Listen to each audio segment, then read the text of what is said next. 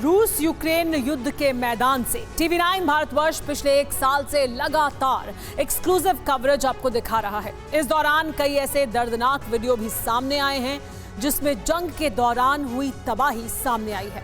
अब TV9 भारतवर्ष ने जंग में पकड़े गए यूक्रेनी सैनिकों का इंटरव्यू किया है, जिन्होंने युद्ध की कुछ ऐसी सच्चाई सामने रखी जो बेहद भयानक है।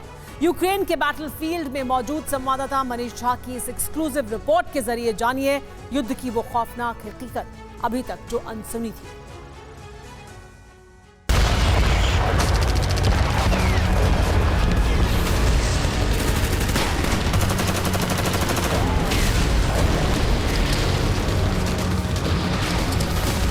Чтобы откосить отсрочки, отслужить, заработать немного денег и дальше идти по своей профессии работать.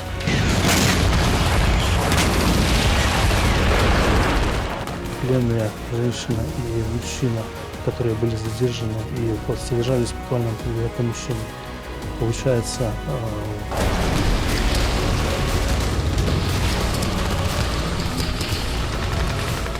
ज़ेलेंस्की के सैनिकों का कोहराम मचाने वाला कबूलनामा।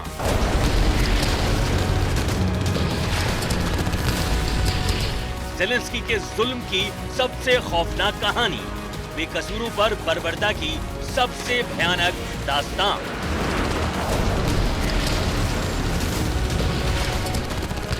ज़ेलेंस्की अगर खुद को वॉर विक्टिम बताते हैं और पुतिन को एक वॉर क्रिमिनल, लेकिन ज़ेलेंस्की के सच की धज्जियां उड़ने वाली हैं, क्योंकि यूक्रेन के सैनिकों ने एक ऐसा खुलासा किया है जो बेहद चौंकाने वाला है। TV9 भारतवर्ष के कैमरे पर यूक्रेन के पकड़े सैनिकों ने ऐसा सच बयां किया जो रूह कंपा देने वाला है। सबसे पहले उन 3 सैनिकों के बारे में आपको बता दें जो रूस ने पकड़े हैं। यूक्रेन का युद्धबंदी नंबर 1, नाम अलीव, उम्र 25 साल, अज़ोव बटालियन में भर्ती, साल 2020। यूक्रेन का युद्धबंदी नंबर 2, नाम मिखाइल, उम्र 21 साल, अज़ोव बटालियन में भर्ती, साल 2018। यूक्रेन का युद्धबंदी नंबर 3, नाम सरगेई, उम्र 35 साल, अज़ोव बटालियन में भर्ती, साल 2016। इन तीनों कैदियों को रूस के सैनिकों ने पकड़ा। तीनों ही अज़ोव बटालियन में थे। अभी ये तीनों ही डोनबास के गोरलोकवा फ्रंट लाइन के पास स्पेशल जेल में बंद हैं। ये तीनों अलग अलग जगह से पकड़े गए थे। इन्होंने युद्ध से जुड़ी कई जानकारियां बताई, लेकिन कुछ ऐसे सच भी उगले जो बेहद खौफनाक हैं, जिसमें एक बात कॉमन थी, ज़ेलेंस्की के कहने पर इन्होंने बेकसूरों का भी खून बहाया।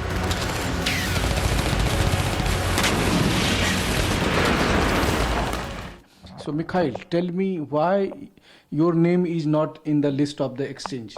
Я думаю, что я просто не нужен на обмен, потому что офицеры уже поменяли, а рядовой состав, можно новый набрать. You are so young, you could be anything, doctor, engineer or anything. Why did you took gun in your hand? В армию пошел, потому что срочка была, и решил, так сказать, подписать контракт, чтобы откосить отсрочки, отслужить, заработать немного денег и дальше идти по своей профессии работать.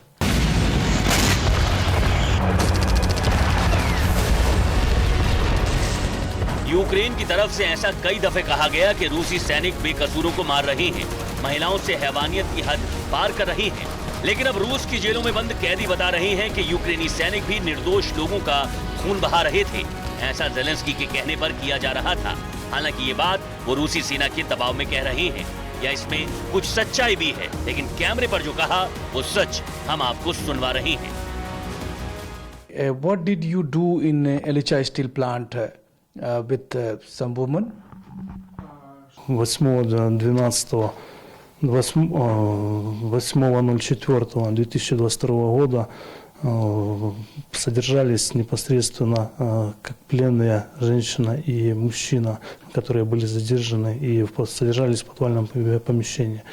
Получается, 8.04 подошел, открыл крышку подвальной коробки, сказал женщине выйти, встать на колени, приспустил штаны и засунул половые органы орально.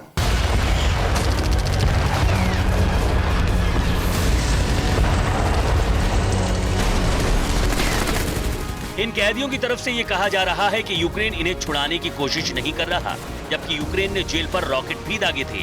अब वो छुड़ाने के लिए थे या कैदियों को मारने के लिए?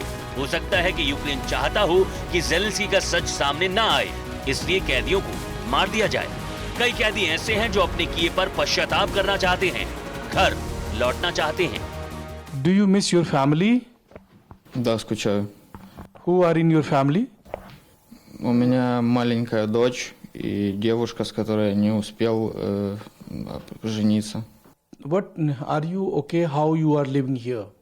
Условия хорошие, кормят 3 раза в день, нормально по-человечески обращаются с нами, все хорошо, получаем хорошую медицинскую помощь, кто нуждается, кому тяжело, получает психологическую помощь, нормальное, адекватное обращение, все хорошо, никто ни на что не жалуется, все хорошо.